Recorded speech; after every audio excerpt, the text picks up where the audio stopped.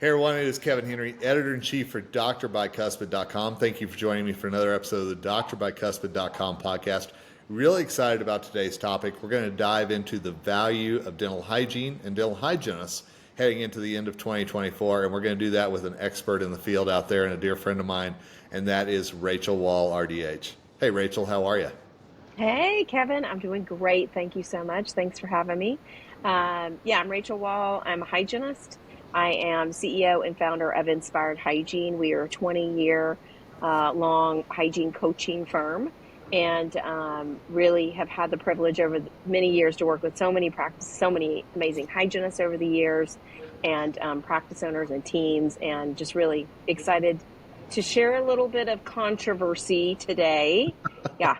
Let's stir the pot a little bit, if that's all right with you, because Let's do but it. I It's think it's a time. pot that kind of needs to be stirred, because Yeah. one thing that I'm hearing so much is about the rising cost of the dental hygiene department out there, the rising Yes. salaries for dental hygienists, and I'm curious, Yes. what do you see as the value proposition for hygiene as we enter into the fourth quarter?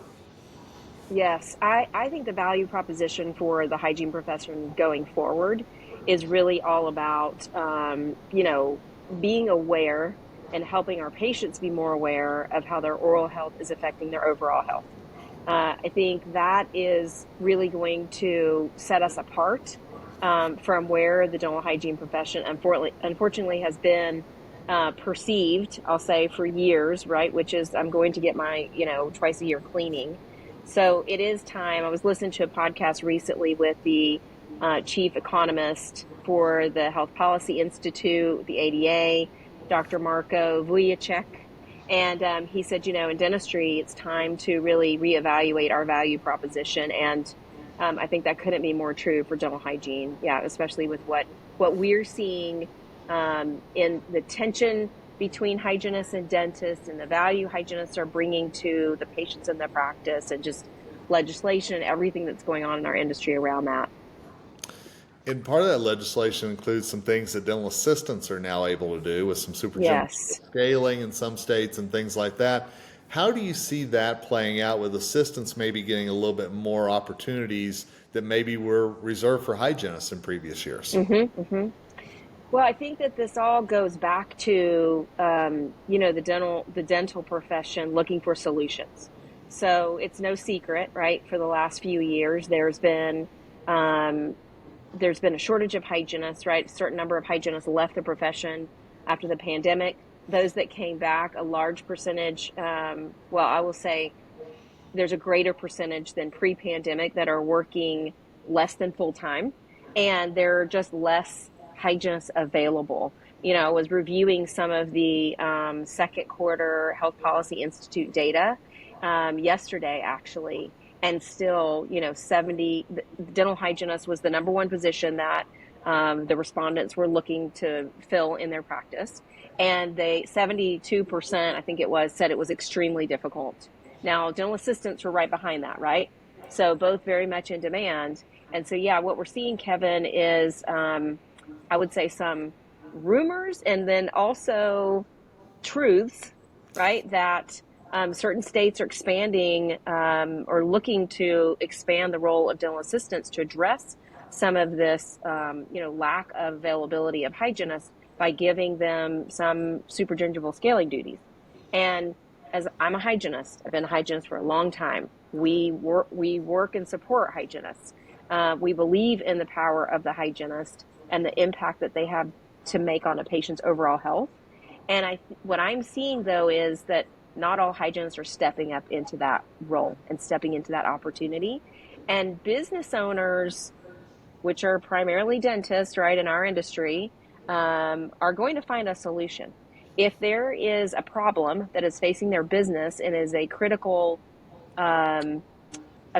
challenge to being able to do the work that a dental practice does, which is take care of patients, right? And if they're not able to find individuals to fill these roles, they're going to find a solution. And so what we're seeing as solutions, and they're not all bad solutions, they are solutions that don't always include hygienists. And so it is associates doing, hygiene procedures. It is assisted hygiene, where the hygienists and assistants can work together. And we've seen that actually work very well. We're going to be doing a program about that in 2025. And also, looking at ways to find, solutions to this. I would call it an access to care challenge in certain situations for practices that are just not able to see the number of patients that are requesting care. So I just want to pick your mindset about, or pick your brain, I should say, about the mindset of the hygienist right now, because if they're being asked to step up, but they're also seeing a lot of times that some other things, associates, assistants, whoever are doing it, is that causing a rift between the doctor hygiene relationship or the front back, or however we want to look at it? Yeah, I would say there is tension very often in the hygiene doctor relationship. Again, I just want to say this is not a blanket statement. Certainly, there are plenty of practices that we work with as well where there's a great relationship between the hygienist and the dentist. This is something, though, that we have seen escalate, where practice owners are reluctant to invest in their hygiene team or reluctant to challenge the status quo of clinical care the way it's always been. Even when there is a dire need for calibration and clinical and diagnostic system improvement, they're delaying making decisions about that because they don't want to rock the boat, right? They don't want to lose a hygienist. They're afraid to ask them to change anything. But yet, in some of these situations, the hygienists are not they're not performing even some of the core roles of a hygienist, like, we've heard things like refusing to do perio charts at the interval that's been requested and things like that. And this is a core duty of our role as a hygienist. So yes, I think it's not uncommon, I'll put it that way, for there to be tension in a practice, and nobody should be living and working in a situation where they're walking on eggshells, right? That's just not in anyone's best interest. And so I think it's just time to talk about this. And what we believe is that, that value proposition shift from scale and polish to really oral health and part of the overall healthcare team is critical for the hygiene profession to thrive going into the future. So I will ask you, in all those practices you work with, in your leadership role in hygiene, do you see this younger generation of hygienists that are coming in? Do they understand that more, or is it still a problem no matter the age of the hygienist in the practice? I do think that they understand more about the overall health links between oral health and overall health. So I think that they are educated, certainly more than I was, 30 plus years ago. But even so, our industry has seen an incredible amount of change with technology and science awareness in the last 5 to 10 years, like more than I've ever seen in the last 3 decades. And so it is our duty as dental hygienists to stay on top of that technology.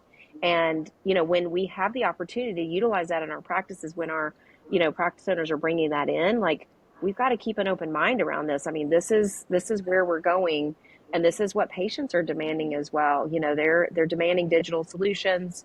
If they, hear that their friends aren't having to have, impressions with that goopy material anymore, they're like, wait, they don't do that anymore? They're like, no, they use this little camera thing. It's like, we've got to get on board. I know that's might not be the most relevant example for hygiene, but that's just an example of, our diagnostic standards and our clinical standards really are a critical piece to us remaining relevant.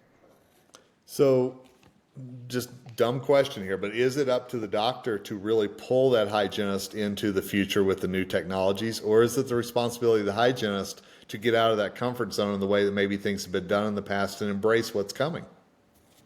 I think it's the responsibility of both parties, honestly.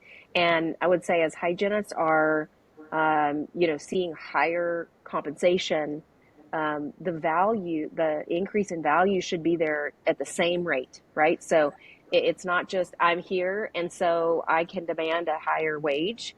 It's I'm here and here's what I'm bringing to the practice and what I'm bringing to the patients that is going to, is going to exceed, honestly, what I'm bringing. I mean, there's no way we can put a measure on improving patients, control of their diabetes. There's no way we can put a measure on reducing their risk for a number of, very negative health outcomes. But when we do that, then that value of that care exceeds, whatever our compensation might be. And that's really what I'm always striving for and what we help our clients to strive for. So I think it's a shared responsibility. I think that having a strong clinical leader in the practice, that is typically the dentist owner's role. And then to collaborate, right, with their clinical team and come up with modern standards of care that they hold each other to. And then, yes, having that growth mindset as a team is really, really critical to be able to evaluate like what we're doing as clinicians day in and day out, and make sure that we're delivering an incredible amount of value, because then we become an irreplaceable part of that team. So again, as I said, business owners are going to find a solution, and that solution might not include hygienists. In the future, I hope it does. I'm not suggesting that hygiene is going away by any means, but I do believe that there is a need for us to really show the value of what we can provide.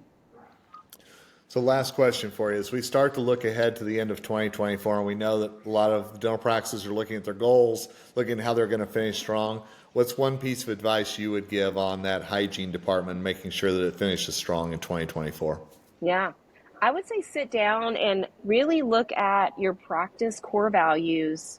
What do you say and promise to provide to your patients from a clinical standpoint? And then evaluate your standards of care against that. Are you delivering what you're promising, right? It's are you over promising, under delivering, or are you under promising, over delivering from a clinical standpoint? And really what we help teams do is establish clear written clinical standards that are practice standards of care. So all the providers are calibrated and on the same page, and they really feel proud that, hey, you know what, we are performing clinically and we're providing the care to our patients that we promise, and that is in alignment with, what we know about overall health in 2024 and beyond. So Rachel, I know you and the Inspired Hygiene team are doing so much to help so many dental practices out there, and I know that you've got a program coming up that you wanted to make sure people knew about, so I'm going to let you tell about that if you've got just a minute. Yeah, sure. So periodically we do what's called our virtual growth forum, and the next one is coming up on September 17th, 2024. We have these every couple of months, so if you're listening to this after that time, please visit our website, inspiredhygiene.com, and you can see when the next one's coming up. But September 17th, we're going to talk about how to motivate your team to help them shift into that growth mindset and out of resistance or reluctance. A lot of times, doctors might think their hygienists are resistant. Sometimes they are, but a lot of times they're just reluctant. They just want to know, if they have a coach coming into the practice, they just want to know that coach is going to respect their practice philosophies and really listen to them. Sure. And allow them to be part of the solution. And we believe in that, method of coaching. So yeah, join us on the 17th of September. We're going to talk about helping shift your team from resistant or reluctant to rared to go. I love that. And I know you do that so often, and thank you for that. We're going to make sure that link is in the show notes, or if you're reading this article on doctorbycuspid.com, a real easy way to link through there as well. Rachel, always love hanging out with you and picking your brain. Thanks so much for the time today. I really do appreciate it. Thank you. My pleasure. Thanks, Kevin. Absolutely. Thanks to all of you who listen to this episode. Hey, we like to stir the pot every once in a while, and I think today was a good one to make sure that your hygiene department is where you want it to be, and hygienists where you want to be heading into 2024, the end of 2024 and beyond. Till next time, Kevin Henry, host of the doctorbycuspid.com podcast and editor-in-chief, signing off and wishing you nothing but success ahead.